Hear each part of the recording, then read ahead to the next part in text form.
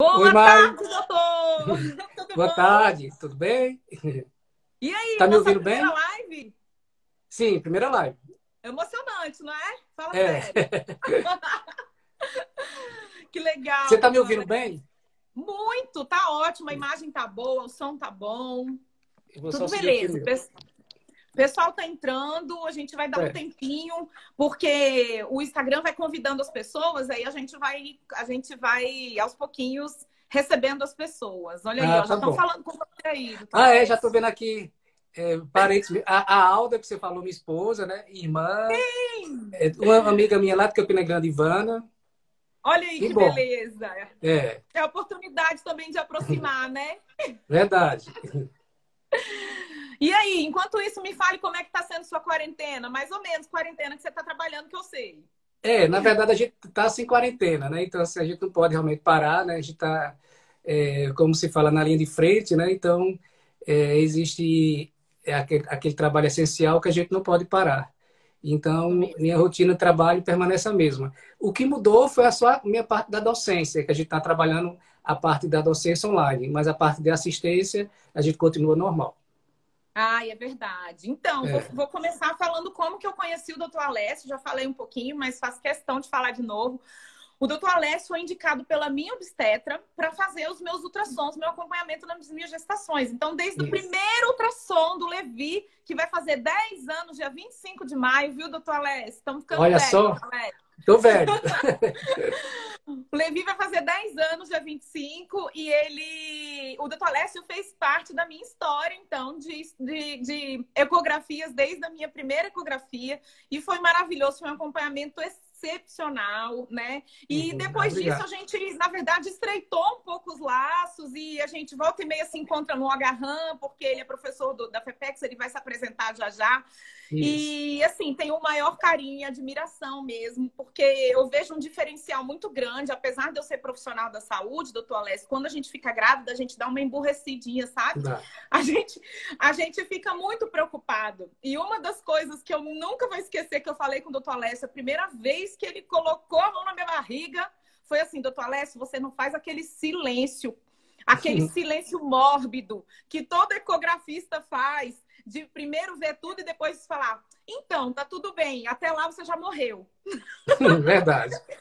E aí o doutor Lécio tem um diferencial que eu acho fenomenal, que é o seguinte, ele botou o transdutor lá na barriga, ele já começa a narrar. E ele conta a historinha toda, ó, tamo aqui então, tamo olhando aqui o nenenzinho, olha aqui, Isso ó, a mesmo. perninha. E isso dá uma tranquilidade para a gestante, dá um conforto. E por mais que as notícias não sejam boas, e vai ter vezes que Uhum. não, você deve ter muito essa experiência de não dar, às vezes, notícias muito boas, mas isso é um ato de humanização, eu acho, sabe, do Verdade. procedimento. E, doutor Alessio, faz toda a diferença. E foi isso que fez Ah, eu te escolher. E uhum. quando eu postei esse nosso convite, o tanto de gente que me mandou em direct falando ele é maravilhoso, ele fez todas as minhas ecografias. Mó sucesso, muito legal. Quero É, te agradecer, viu, a oportunidade de você estar aqui comigo hoje. eu que Queria que agradeço. você se apresentasse. Ah, sim. Primeiro, queria agradecer seu convite e agradecer pelo seu carinho. Então, é uma honra estar participando aqui do seu Instagram, da sua live, né? Queria agradecer as pessoas que estão entrando aqui. Então, algumas pessoas já conhecidas minhas. Tenho certeza que várias outras gestantes, como você falou, estão aqui participando. Eu acho que nessa profissão a gente tem esse diferencial que como a gente tem uma sequência de atendimento, né? Aí cria até um convívio com a paciente, né? Com a família também. Então, É assim, a verdade. gente tem esse estreitamento no final da gravidez, né? Então, assim, se for olhar para trás, eu acho que tem uma comunidade imensa de gestantes que passam por a gente, né? Então, eu estou vendo aqui alguns nomes já conhecidos e que me sinto muito feliz e honrado com isso, com a presença de todos vocês. Então, vou me apresentar. Então, eu Isso. sou da Paraíba, sou de Campina Grande, né? Então, eu fiz minha graduação lá, na Faculdade Federal de Campina Grande. Eu me formei há 23 anos atrás. Então, terminou a graduação lá, eu vim para Brasília para fazer a residência médica. Então, eu fiz a parte de ginecologia e obstetrícia no Hospital de Sobradinho. Sei. Depois, fiz a residência no HMIP de medicina fetal e gravidez de alto risco. Então, hoje eu trabalho, minha área de atuação é voltado para a parte de diagnóstico, né, como você falou. Então, eu exerço mais a parte de diagnóstico, que é a parte da medicina fetal, né? Então, eu acompanho o desenvolvimento do feto, né, desde o início da gravidez, e com isso me possibilita a gente ter um elo de convívio com as pacientes, né? Então, hoje, eu sou também médico da Secretaria de Saúde, sou da Regional de Planaltina, tenho a clínica privada, né, que a gente se conheceu lá, e também um outro prazer na minha vida, que é a docência. Então, eu sou docente da ESCS, né, que é a Escola de Medicina da Secretaria de Saúde daqui. Eu estou vendo que já tem alguns alunos aqui também participando. Ai, olha Então, isso. Os alunos, eles têm que ganhar um pontinho positivo aí na volta dele. Então, também é outro local que eu me sinto muito feliz e realizado na escola. Então, resumindo, essa aí é a minha história, né? Então, eu fiz a faculdade de Campina Grande, vim fazer residência aqui, achava que eu ia voltar para Paraíba depois da residência, mas, assim, Brasília se tornou a cidade do meu coração, né? Então, aqui a gente construiu a família. A minha esposa também é de Campina Grande, ela veio também fazer residência aqui. E aqui nós tivemos nossos 2 filhos, que é a Laísa e o Danilo. Maravilhoso, sou fã dos dois pelo Instagram, viu? Isso. Muito lindos. O Danilo, inclusive, acompanhei também de longe a gestação dele, que ele é mais ou menos na mesma idade do meu filho mais velho. Mas que legal, muito, muito bom. Ganhamos você, então, de Campina Grande, aquela terra também maravilhosa, né? Maravilha. Ficamos felizes. E aí, você já explicou um pouco, então eu ia te perguntar o que é a medicina fetal, né? Hoje é um ramo da obstetrícia. Então, assim, a especialidade da obstetrícia, sim, a especialidade de ginecologia e obstetrícia, né? Então, ela ganhou várias oportunidades de estudo através do avanço tecnológico que vem acontecendo, né, nos últimos anos. Então, quando você termina a parte de ginecologia e obstetrícia, você pode ter algumas áreas de atuações. Então, mastologista, você pode trabalhar com a parte de reprodução humana, você pode trabalhar com a parte de oncologia ginecológica, né? E a parte de sexologia também. E aqui eu mais me identifiquei foi a parte de medicina fetal. Então, eu gosto muito de trabalhar com imagem, né? Então, assim, me identifiquei bastante com a parte de medicina fetal, que é o que eu trabalho hoje em dia. Legal, excelente. Então, é uma área dentro da obstetrícia. Então, hoje eu sou obstetra, né? Mas com área de atuação em medicina fetal. Tá ótimo, nossa, muito legal. E é legal a gente saber que tem essa especialidade, né? E que o obstetra pode contar, então, com essa interação. Eu me lembro bem que havia uma interação muito boa entre você e a minha obstetra nesse sentido, né? Eu precisei fazer, eu lembro, no final da gestação, várias... A gente acabou fazendo semanalmente as ecografias para o crescimento do neném e vocês trocavam figurinhas, enfim. Isso é muito legal e deixa o paciente também, eu acho que muito confortável, né? A gente teve algumas perguntas antes, né? Eu abri uma caixinha de perguntas e a gente teve algumas perguntas sobre, não só sobre a medicina fetal em si, mas sobre a ginecologia e obstetrícia. E aí a gente pode ir conversando um pouco sobre isso. Eu não sei se você sabe, doutor Alessio, mas é uma área que eu gosto muito de gestação. Eu trabalho com cirurgia bariátrica, mas acabei de publicar um artigo maravilhoso que a gente fez com as nossas gestantes. Também sou da Secretaria de Saúde. E existia antes um tabu de que a gestante que fez cirurgia bariátrica era uma gestante que tinha que ter muitos maiores cuidados e que, de repente, teriam filhos que não fossem tão saudáveis. E, assim, a gente tem agora, até que a gente tem um pouco mais de artigos que falam um pouco sobre isso.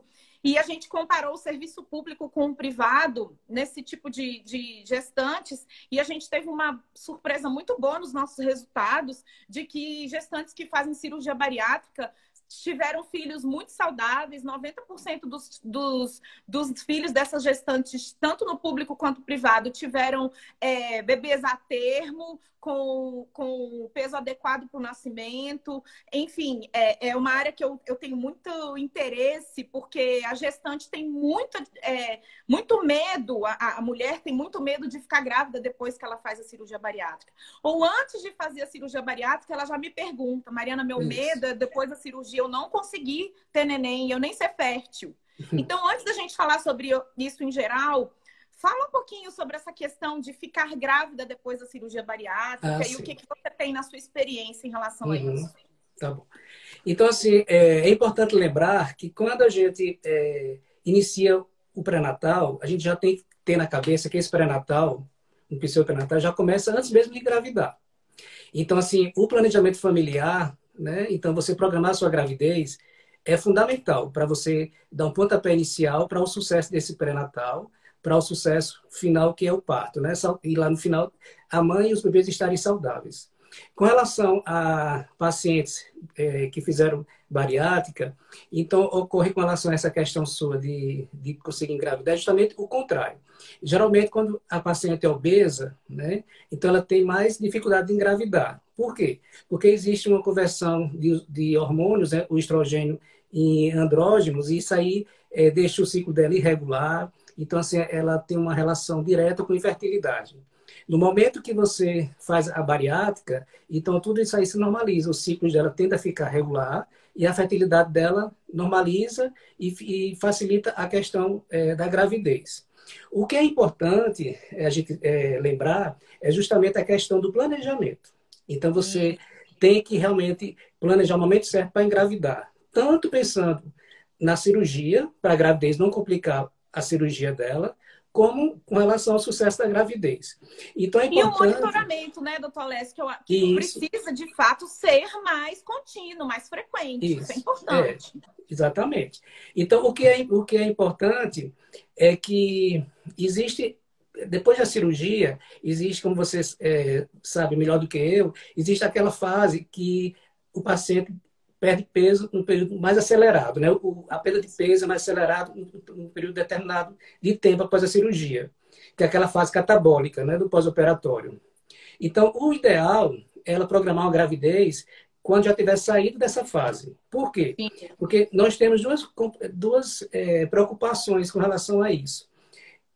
A primeira fase da gravidez, que é a fase embrionária, né, que é onde está formando os órgãos do bebê, que geralmente é até 12 semanas, que a gente chama de fase embrionária.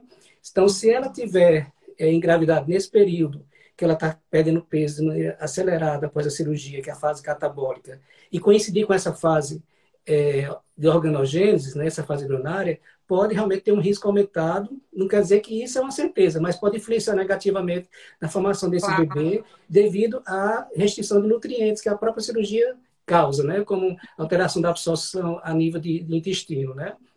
Hoje então, a recomendação é até que a mulher se engravide de 12 meses a 18 meses após essa fase, exatamente.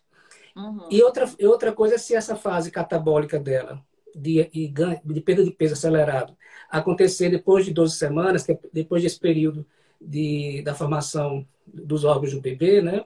Então, você já está afetando a questão do crescimento e maturidade fetal. Então, são dois períodos que você tem que ter esse olhar, né? Então, se a paciente não planejou a gravidez após a bariátrica e engravidou, então você tem que contextualizar em que fase que ela está do pós-operatório dela e com relação às prioridades para aquela fase da gravidez. Então, você vai ficar atento com relação a repouso de nutrientes, mas que o bebê não possa sofrer com isso, né? E existe como você realmente ir investigando e compensando essa situação. Mas, assim, de maneira resumida, então, assim, a gente aconselha o ponto principal é programar essa gravidez. Não só com relação à cirurgia. Essa preocupação deve surgir antes mesmo da concepção. Porque no momento que você planeja a gravidez, você faz o exame pré-concepção, então já consegue ter um norte, né, para algumas coisas que podem vir com risco aumentado durante a gravidez e já contornar bem cedo, né, para minimizar as complicações. Na bariátrica, especificamente, seria justamente isso. Ela tem um período de 12 a 18 meses após essa fase catabólica. Então, e assim, um outro lado também que é importante, a gente tem que sempre ter o lado positivo das coisas, né? No momento que a paciente é obesa, ela aumenta o risco de infertilidade, como eu já falei, devido à conversão hormonal periférica, né? Ela tem um risco aumentado de hipertensão, ela tem um risco aumentado de diabetes. No momento que ela faz a bariátrica e engravida depois, aí isso aí já são os riscos que são minimizados. Então, normalmente, essa hipertensão passa a ser controlada, ou realmente cessa normalmente.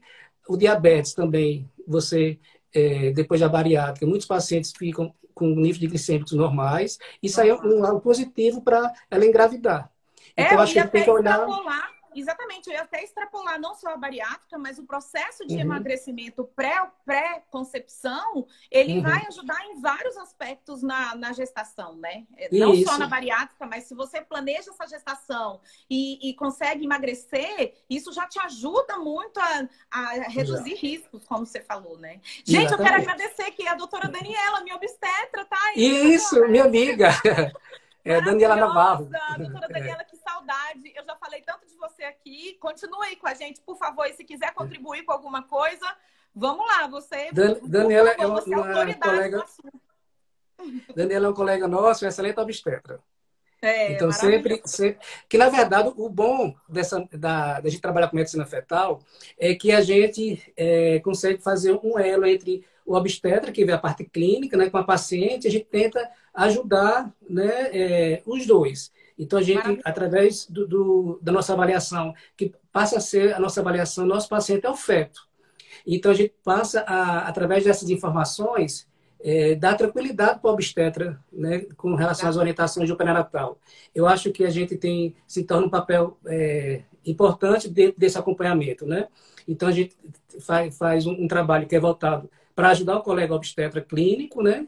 Como também a parte direta do nosso paciente, que é o feto e a própria gestante, indiretamente.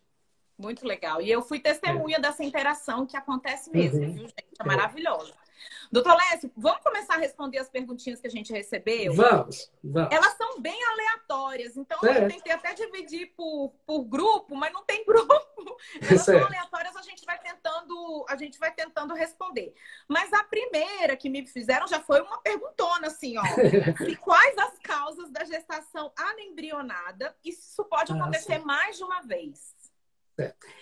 Gestação anembrionada é um tipo de aborto, um aborto precoce, né? Então, o que quer dizer isso? É uma gravidez sem embrião. Se a gente for fazer de maneira didática, uma analogia para as imagens evolutivas durante as primeiras semanas de gravidez, fica mais fácil vocês entenderem pela questão da evolução da imagem. Então, Uhum. até 4 semanas de gestação, se você for fazer uma ecografia, não vai ter nada de gravidez ainda no útero. Com 4 semanas, aparece o saquinho gestacional, né? Que, quando é tópico, aparece no endométrio. Então, no final da 4 semana para o início da 5ª semana, aparece a vesícula vitelina dentro do saquinho. E depois o embrião Uhum. com o coração. Quando você tem Uhum. alguma gravidez anembrionada, esse processo é interrompido. Apareceu o saquinho gestacional e ali não progrediu para a vesícula e para o embrião. Isso aí é um tipo de abortamento, né? Então, isso é uma coisa casual. Não quer dizer que é uma coisa que vai se repetir, não quer dizer que é uma coisa genética. Então, A pessoa não é tem uma situação... tendência a ter isso, Não, né? não. Não O risco existe de, isso. o risco de acontecer uma outra gravidez é o mesmo risco de qualquer É o outra mesmo. gestante que nunca teve. Então, assim, Zerou, zerou ali, né? é, Uhum. não tem assim uma relação com a causa. Então, assim, Uhum. foi esse fator que desencadeou, não. É uma coisa casual. Aconteceu naquela Uhum. gravidez e não quer dizer que vai se repetir na outra, não. A chance é igual com qualquer outra paciente. Então, é um tipo Uhum. de abortamento.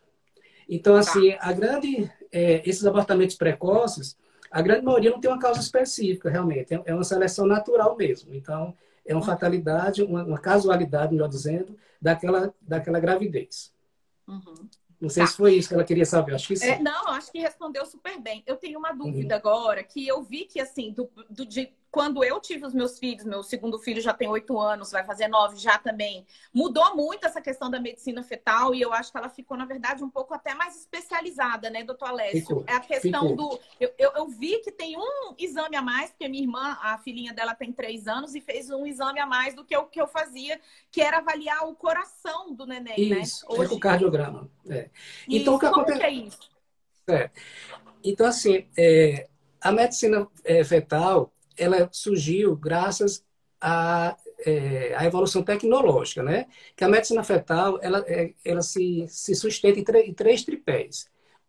Um é a imagem, que é a ecografia, o outro é a genética e o outro é a anatomia patológica, que é a biópsia, né? Então, você tem um feto que você manda fazer o estudo da biópsia para saber se tem alguma causa específica para aquilo. Então, dentre esses três, a imagem é fundamental, é o começo de tudo, né? Então, à medida que a tecnologia vai evoluindo, com relação à resolução, com relação às possibilidades, então você vai deixando o conhecimento mais democrático, né, com relação a isso. Então, assim, isso surgiu desde o início da década de 80. Então, dos anos 80 para cá, então, tudo mudou. Então, assim, o conhecimento vai cada vez mais sendo aprofundado diante dessa tecnologia avançada, né? E o próprio conhecimento, como eu já falei, se torna democrático. Então, hoje em dia, não existe barreiras para isso, né? Então, quando você... Antigamente, há uns 10 anos atrás, o ecocardiograma fetal, que é o estudo só do coração, tinham poucos profissionais que faziam e era muito limitado pela resolução também tecnológica. Então, Entendi. assim, as pacientes tinham acesso a esse exame, aquelas pacientes de risco. Se a Entendi. gestante era cardiopata, ela era indicada para fazer aquele exame.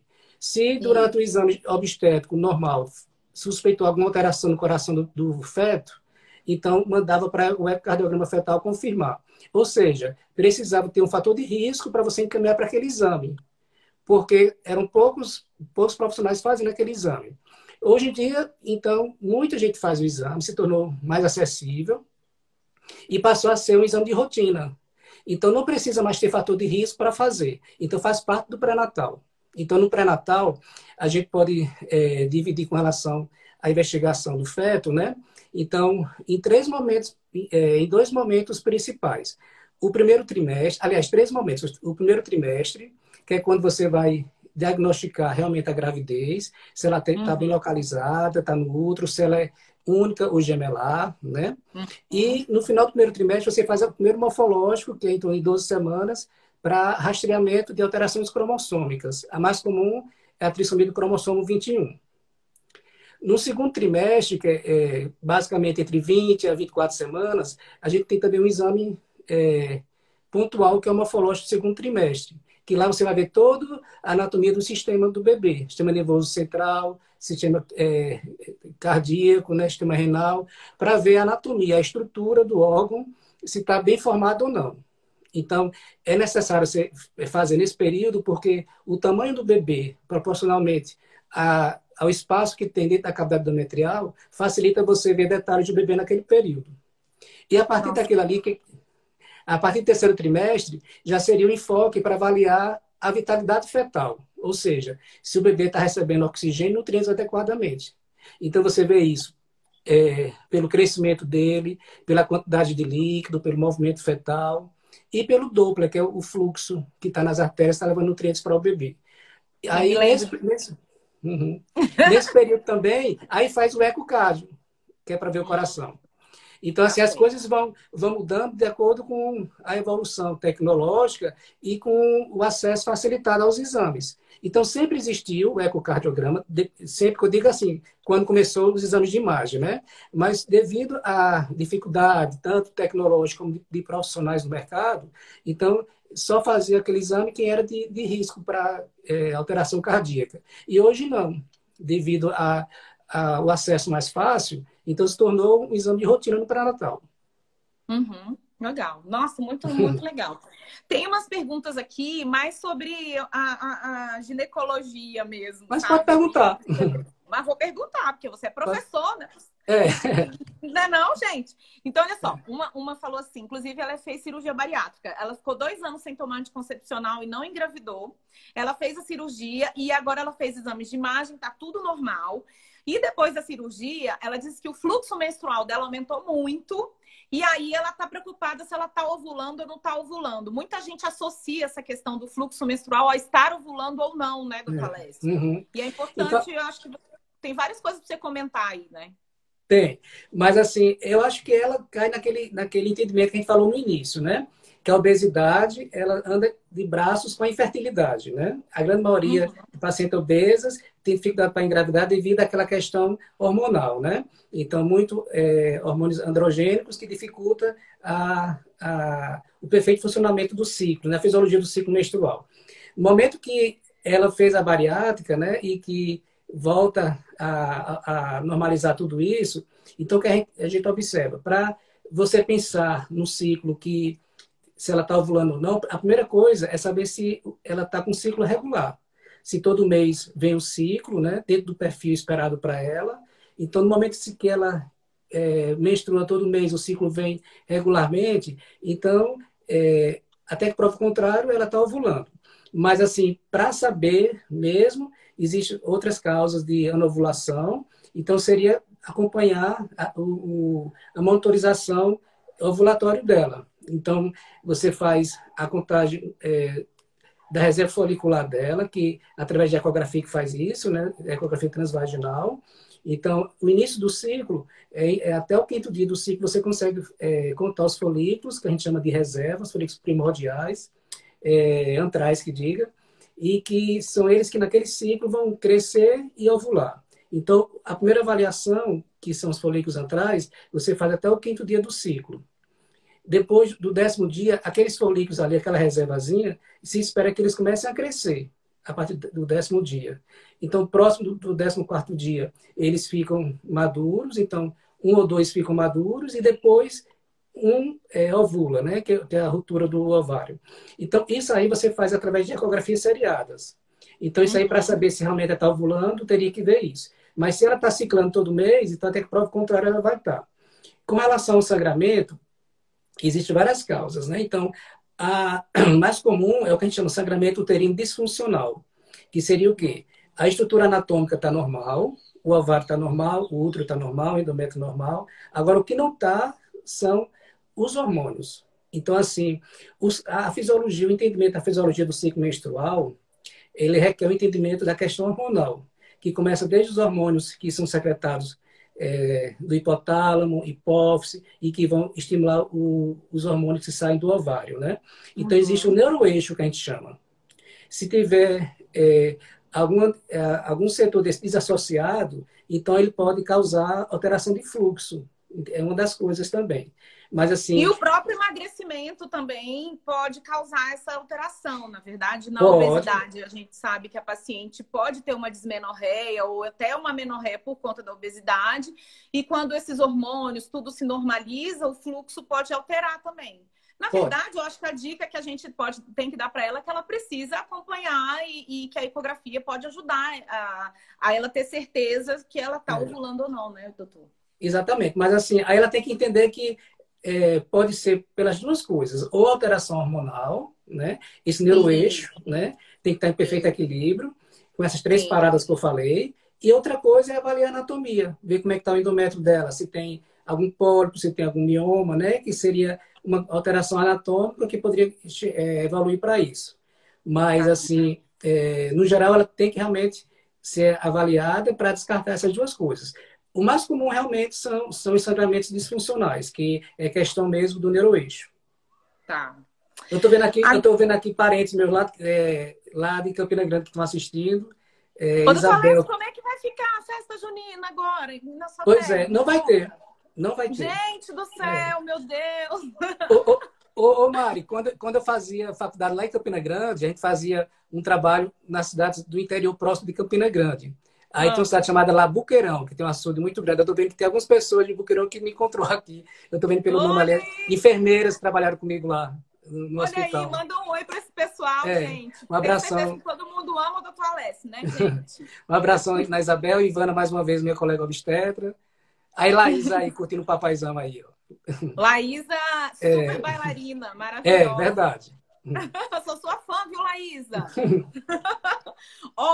Perguntaram aqui também sobre, assim, a gestante tem muito medo de usar medicação, né? E durante a gestação e tudo mais. Mesmo que o obstetra tenha prescrito, bom, não sei se a doutora Daniela tá aí, mas eu sou uma prova viva de que dá tudo certo no final, porque eu enjoei demais na minha gestação durante os 9 meses e tive que usar medicações, olha, o negócio não foi fácil. Mas fizeram uma pergunta específica aqui sobre o fluconazol na gestação. Por conta, e sua opinião, porque, na verdade, é uma gestante que eu conheço e que a obstetra prescreveu e ela foi ler a bula. Pronto. Uhum. Quando ela foi ler a bula, ela falou: não vou tomar, não, nem pensar, prefiro morrer. Uhum. Enfim, aí ela me perguntou aqui, pediu para eu te perguntar. Me diga, Ah, sim. qual é a sua opinião? Então, assim, sempre tem que ser realmente conversado com o obstetra que ela orienta tudo, né? Mas, assim, de modo geral, o fluconazol é um antifúngico, né? Então, assim, é muito comum vulvovaginite durante a gravidez por fungo, porque a imunidade baixa na gravidez, né? Tem algumas situações na vida da mulher que a imunidade baixa em períodos até fisiológicos mesmo. A gravidez é um deles. Então, Sim. na gravidez, então, é muito comum as pacientes terem vulvovaginite por cândida, né? Que é um fungo. Então, o tratamento de escolha, inicialmente, é através de creme ginecológico. Quando ela lê a bula do fluconazol, é porque o fluconazol ela cai naquele grupo de classe C. Cada medicamento ele é dividido em classe com relação ao risco na gravidez, né? Então, a classe C quer dizer o seguinte, que em testes de animais não foi visto nenhuma alteração com relação a afetos, né, testados nesses animais.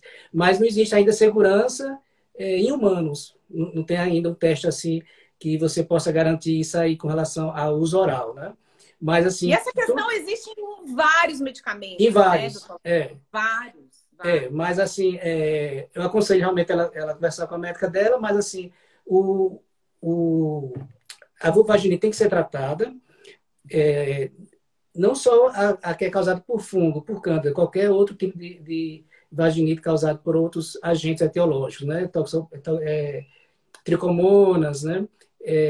Gardnerella. É importante tratar por quê? Porque se não tratar, essa infecção pode ascender, ir para o útero, isso aí facilitar a ruptura de membrana, né? Interromper a bolsa antes do tempo, pode causar infecção Eu acho que é intraútero. tudo botar numa balança, né, doutor Alessio? Isso é Isso, menos exatamente. pior você É, correr um risco, às vezes, baixo no uso da medicação ou ter uma consequência, às é, vezes, muito pior que vai trazer muitos outros problemas. E é confiar no é. médico. Eu sempre falo isso também, gente.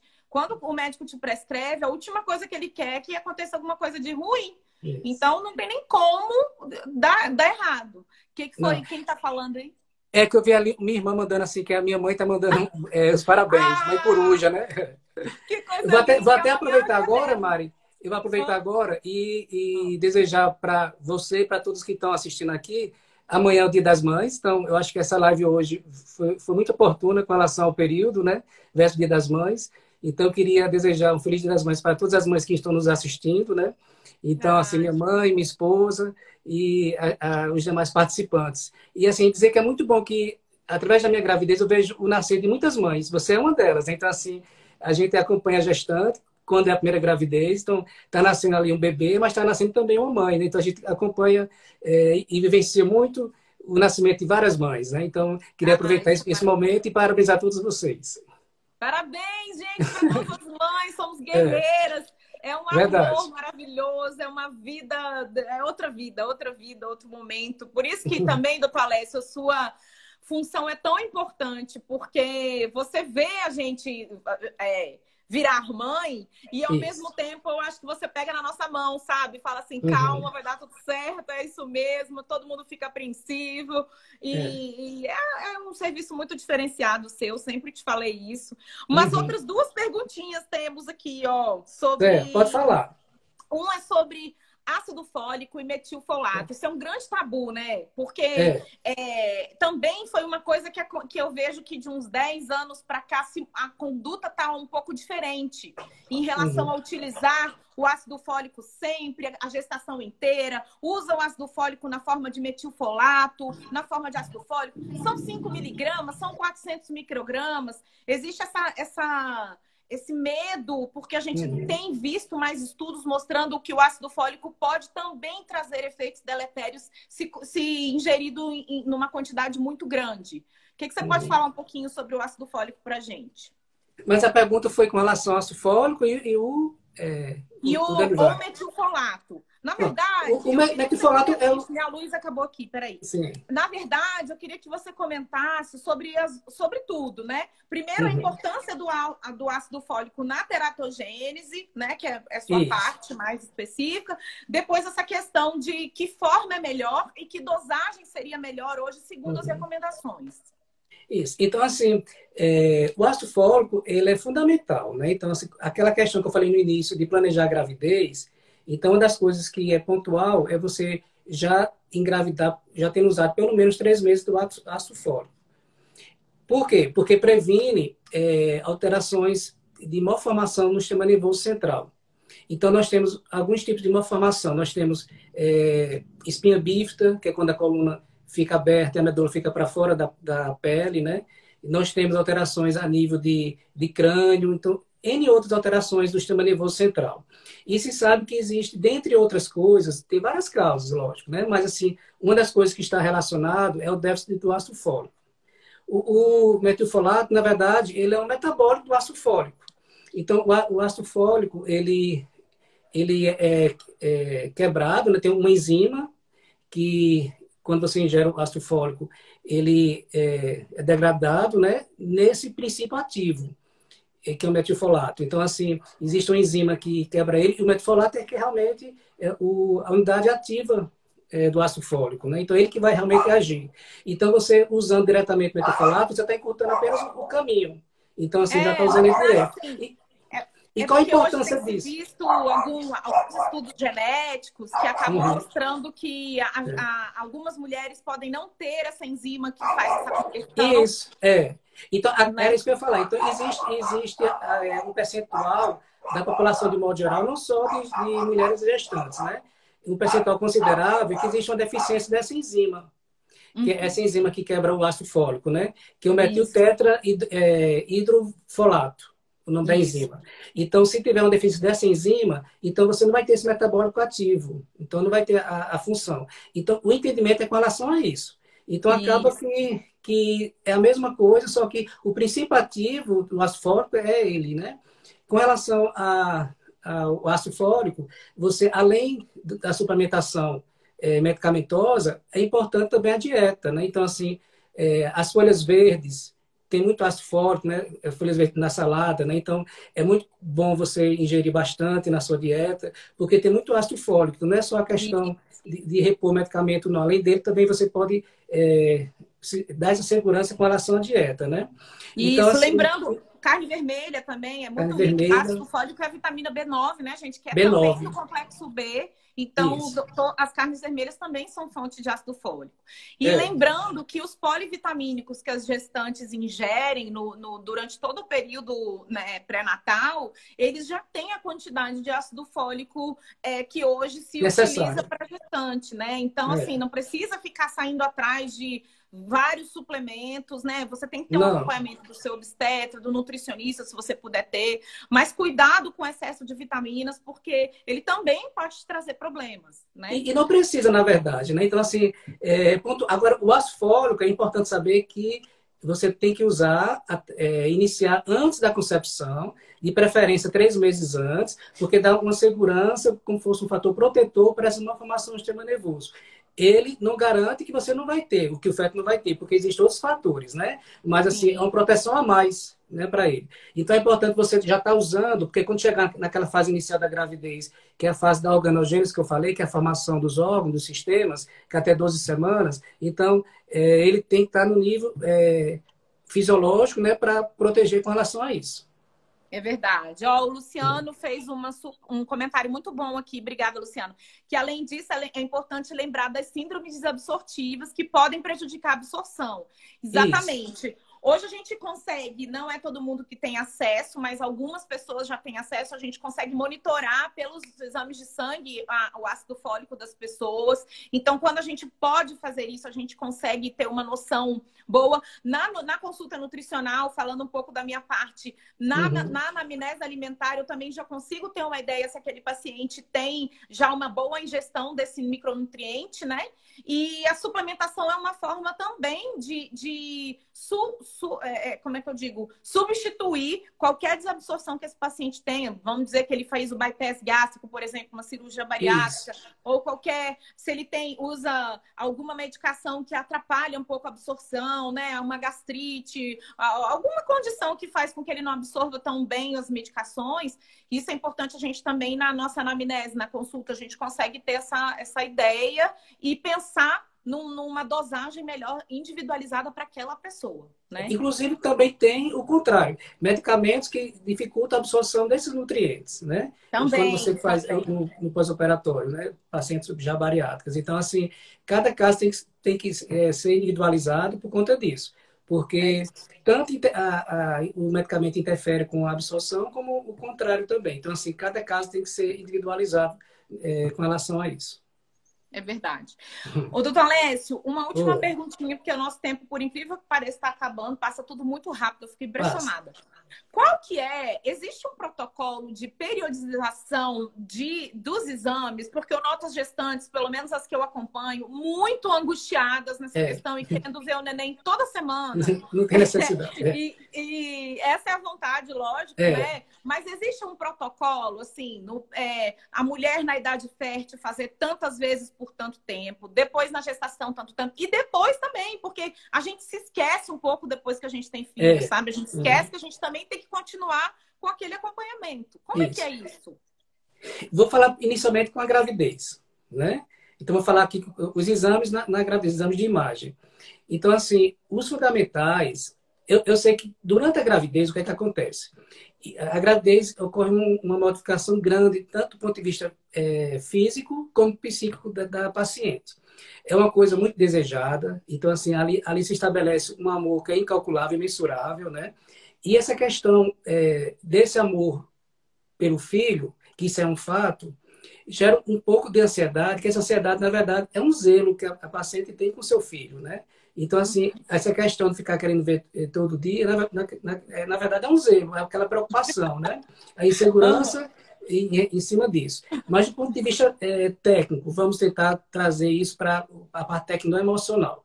Então, uma primeira ecografia é importante fazer no período embrionário. Então, até 10 semanas. Por quê? Porque ali você vai datar corretamente a gravidez, porque quando você faz até 10 semanas, a margem de erro é de apenas 3 dias para mais ou para menos. Então, ela é muito confiável para datar a gravidez. E datar a gravidez é fundamental para os outros parâmetros que você vai ter ao longo do acompanhamento do pré-natal.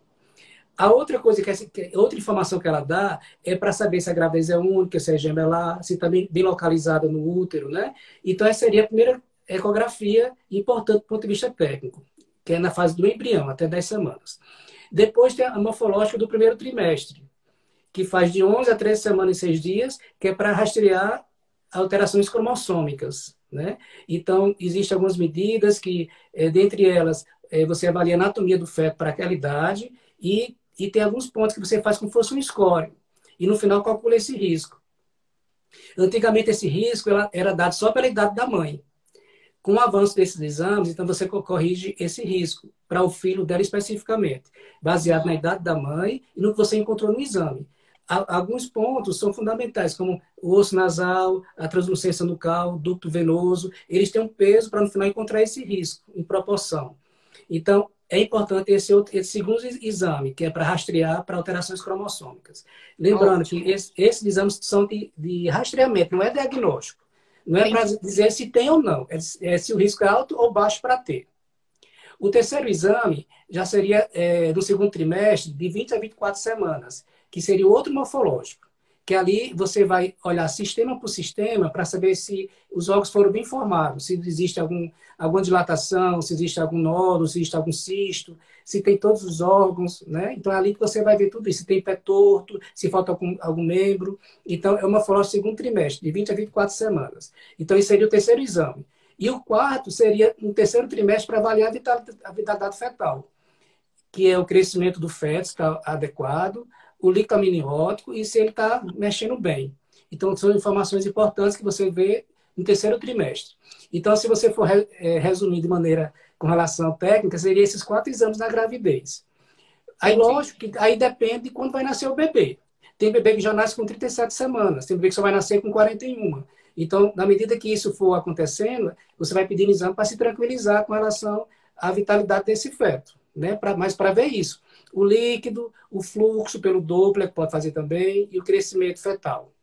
E seriam os exames da obstetrícia, que são fundamentais. Aí, fora isso, as pacientes fazem, mas assim como eu já falei, para a questão de ver o bebê, a questão de zelo, né? E até matar a saudade, digamos assim. Mas A do ponto de Hebe, vista Vicky. técnico, do ponto de vista técnico, seria esses quatro. Ó, Com relação. o Luciano está até falando, né, que a ultrassonografia não faz parte dos exames obrigatórios de acordo com o Ministério da Saúde. Como? É isso? Que a ultrassonografia não faz parte dos exames obrigatórios de acordo com o Ministério da Saúde. Não, faz parte sim.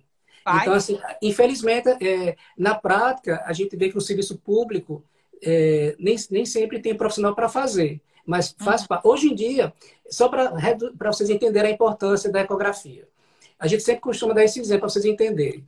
Um clínico, né, ele precisa, com o instrumento fundamental para ele, o estetoscópio, para ouvir seu coração, seu pulmão.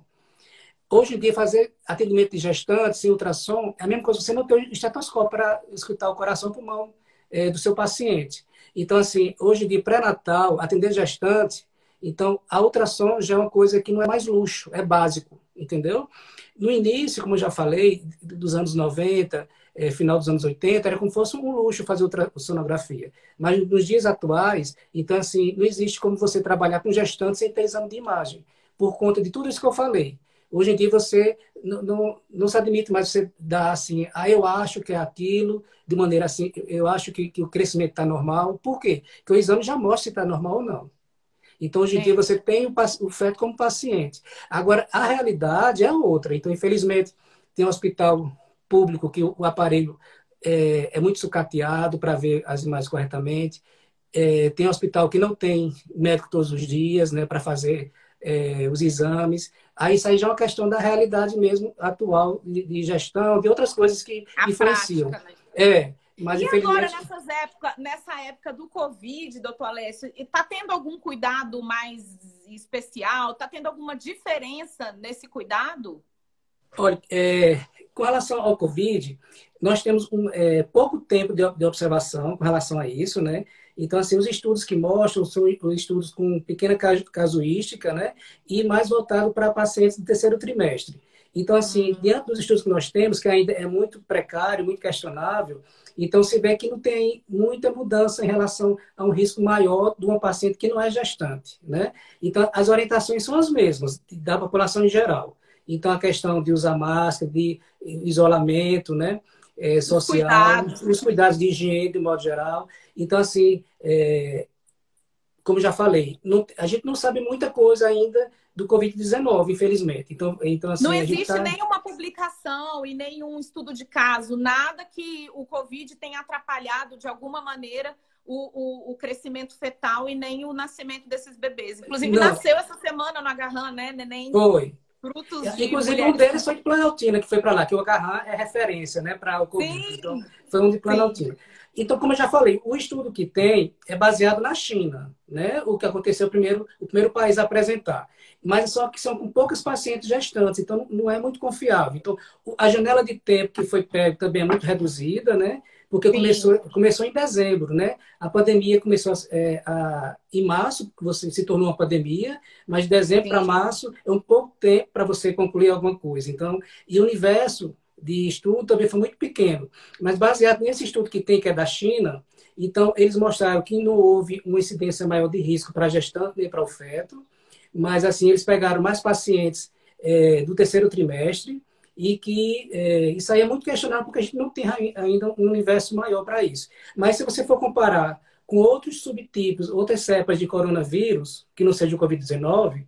H1N1, por exemplo, a gente vê que tem um acometimento maior das gestantes, tanto no primeiro, no segundo trimestre também, em relação a isso. Mas, assim, com relação ao Covid-19, a gente não deu tempo ainda de chegar a essa conclusão. Então, Entendi. a orientação para as grávidas é as mesmas, geral, né? Aquilo que você falou. Do As isolamento mesmas. mesmo. Até o momento. Então, tá. Até que venha mais casos e que a gente possa realmente informar com mais tranquilidade. Mas até o momento é isso que se vê nos trabalhos. E aí você tem feito durante esse período, tem feito os exames normalmente, claro que com cuidados e Isso. tal, mas a gestante, a gente tem que lembrar isso, né? Que as gestantes estão com muito medo de sair de casa, né? Eu tenho É, muitas pacientes gestantes, doutor Alessio, mas essa parte do segmento, as semanas de gestação não paralisam, né? Não entram em quarentena, então é importante ela continuar é. cuidando com os devidos cuidados, né? E é importante a gente deixar isso muito claro. Ou então, o que é importante saber é o seguinte, que a assistência pré-natal é uma assistência essencial, não tem como você parar. Aí a gente pode dividir em situações diferentes. Por exemplo, pacientes de baixo risco, que ela não apresenta nenhuma comorbidade nem na mãe nem no feto, ela deve espaçar suas consultas para estar evitando sair de casa, né? E Isso. aquelas que realmente têm alguma comorbidade que precisa de um acompanhamento mesmo, então as clínicas, os consultórios estão organizando para diminuir o fluxo de pacientes na recepção, né, diminuir o contato das pacientes. Então, assim, a gente orienta com relação a isso. Por exemplo, lá na clínica, a gente segue a questão de redução da agenda, a gente está espaçando mais as pacientes para a recepção ficar mais tranquila em relação a isso. E toda a questão dos profissionais, tanto médico como a recepção, todos os profissionais envolvidos, os colaboradores. Então, seguindo a regra de segurança, né, tanto como profissional, como prevenir também o contato com as pacientes. Então, é assim que a gente tem que fazer nos serviços de assistência da saúde, que são essenciais. E pré-natal, esses exames, realmente não tem como parar, porque as grávidas precisam, né? E a gente orienta sempre, quando a paciente tiver algum estado gripal, ela deve evitar sair de casa e ligar para o seu médico para ele orientar com relação aos sinais de risco de agravamento, né? E se não houver sinal de risco, ela permanecer em casa e, caso contrário, ir para o hospital, se tiver algum sinal de agravamento. Então, sempre orienta ela procurar o médico antes de ir para a consulta e informar o que está sentindo, para ele direcionar com relação a isso. Então, assim, estado gripal, que são sinais leves, então ficar em casa pelo menos 14 dias e, se não tiver sinal de piora, com 14 dias ela volta à vida normal. Caso contrário, tem que procurar o hospital se apresentar piora desses sintomas. Isso mesmo. Doutor Lécio, acho que a gente esgotou nossas perguntas. Eu acho que a participação das pessoas foi bem legal. Quero agradecer também todo mundo que participou. E quero te agradecer de coração. Acho que tem muita coisa legal pra gente, que a gente falou aqui, que vai servir para muita gente. Essa live vai ficar gravada no nosso canal da Nutrição SA do YouTube. Quem quiser depois compartilhar, ver de novo, ou até mostrar para outras pessoas, eu acho que é difundir conhecimento de qualidade. Quero te agradecer de coração, te desejar um bom trabalho aí nessa quarentena. Vamos torcer para isso tudo acabar logo. A live vai ficar salva, sim, no 24 horas aqui no Instagram e depois no canal do YouTube, tá bom?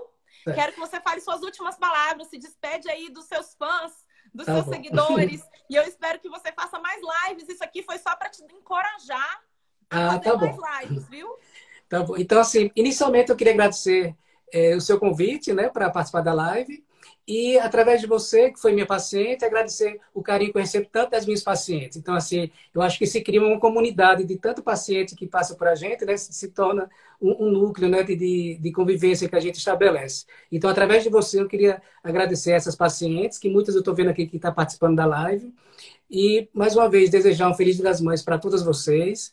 Então, assim, para minha mãe, para minha esposa, para minhas irmãs e vocês, de um modo geral, né? Então, assim, que amanhã a gente possa passar um Dia das Mães. Vai ser um dia diferente, né? Porque a situação não permite outra coisa, mas o que importa, na verdade, é o sentimento, né? Então, assim, a gente vai ter amanhã um dia com o sentimento de valorizar realmente o quão é importante o papel da mãe, né? Tanto no núcleo familiar como da sociedade, de modo geral, e dizer que é com grande respeito que a gente tenta trabalhar dentro das dificuldades que a gente passa, né? Então, assim, queria agradecer o carinho de todos vocês e estou vendo também alguns alunos aqui mandando mensagem, então, os alunos da ESCS e as minhas pacientes, de modo geral. É isso aí. Tá bom. Espero ter ajudado um pouco. Eu tive que adiar meus preventivos por conta da quarentena, então estou torcendo para acabar logo para fazer meus exames e a gente se encontrar de novo no Agarrão às terças-feiras de manhã. Espero amém. Que isso volte logo à normalidade, né, doutor Alex? Amém. A gente está torcendo por isso. Gente, isso mesmo. Boa tarde para todo mundo. Obrigada aí pela participação de todos e até mais, gente. Até a próxima. Até mais. Obrigado. Tchau, tchau.